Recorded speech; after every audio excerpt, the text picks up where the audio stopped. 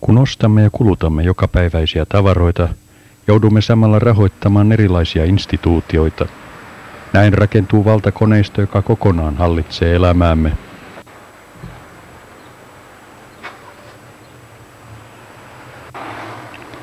Rahat, jotka pyörivät kuluttaessamme, vaikuttavat enemmän elämäämme kuin kunnalliset ja valtiolliset vaalit.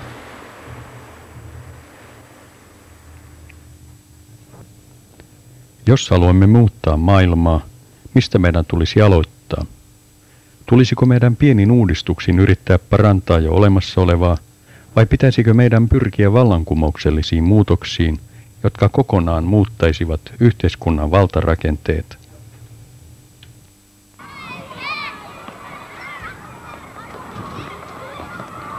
Me haluamme maailman, joka elää rauhassa, ilman ydinaseita ja joka koostuu tasapainoisista väkivallattomista ihmisistä. Mutta riittääkö rauhankasvatus kouluissa luomaan väkivallattomia lapsia ja rauhan maailmaan, kun samanaikaisesti esimerkiksi R-kioskessa tarjotaan lapsillemme sotaa ja väkivaltaa ihannoivia lehtiä ja video-ohjelmia? Rauhankasvatus hukkuu tähän väkivaltamaailmaan.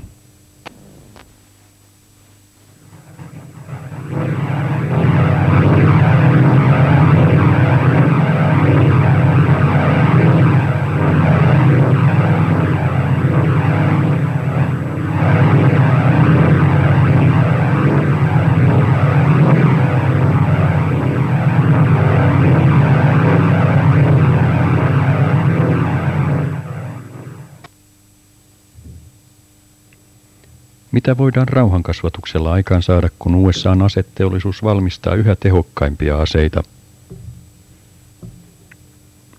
Rauhankasvatus saavuttaa verrattain rajoitetun määrän ihmisiä samanaikaisesti, kun uusien aseiden valmistajat jatkavat tuhoisaa työtään. Toiminnassaan he käyttävät rahoja, joita me olemme panneet liikkeelle ostaessamme ruokaa ja muita jokapäiväisiä tavaroita.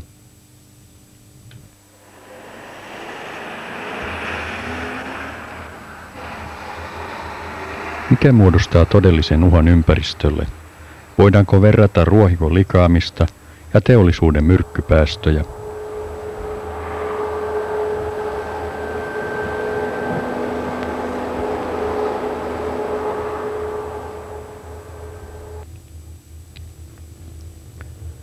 Metsiä tuhotaan kehitysmaissa ja aavikoita muodostuu.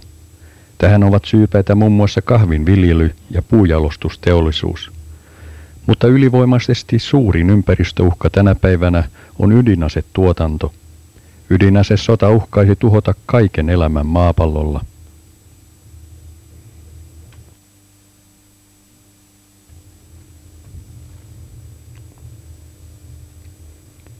Yhteinen nimittäjä kaikille suurille ympäristövaaroille on taloudelliset edut. Yksityinen tuotantovälineiden omistus on ylitsepääsemätön este, kun taloudelliset edut ja ympäristö joutuvat ristiriitaan. Voimmeko ratkaista ympäristöongelmia ilman vallankumouksellisia muutoksia omistusoikeudessa ja vallassa?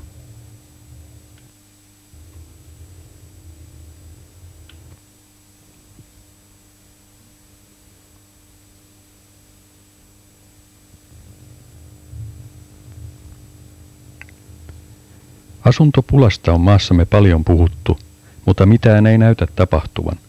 Vasta talojen valtauksilla on saatu aikaan esimerkiksi tyhjien asuntojen käyttöönottoa. Valtaus on vallankumouksellinen tapa toimia.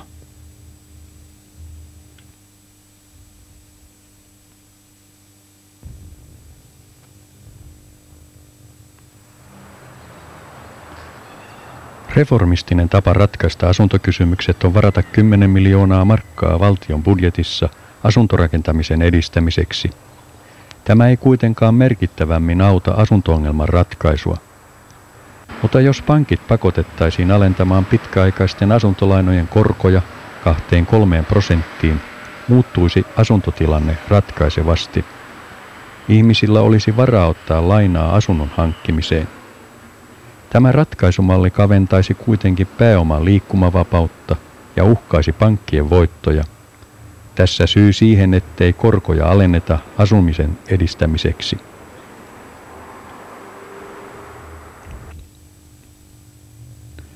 Yleinen käsitys on, että raha on yhtä kuin onni.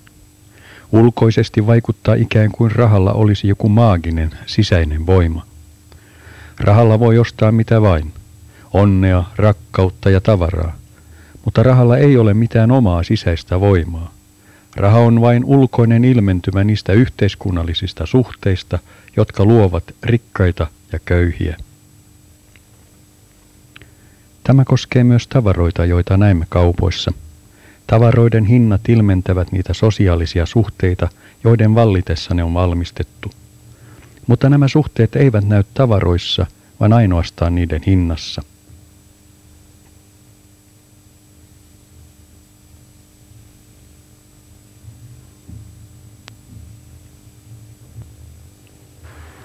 Timantit ovat arvokkaita. Ne ovat kauniita. Niissä näyttää olevan jokin yliluonnollinen voima. Mutta miksi ne ovat niin kalliita? Ajattelemmeko timanttien yhteiskunnallista taustaa, kun ihailemme niiden kauneutta? Timantteja tuotetaan Etelä-Afrikassa, mustalla työvoimalla, valkoisten kaivoksissa. Mutta timanteissa ei näy rotusorron todellisuus, tai veri, joka on virrannut, jotta valkoiset voisivat rikastua. Mustien kaivostyöläisten työ on luonut timanttien arvon.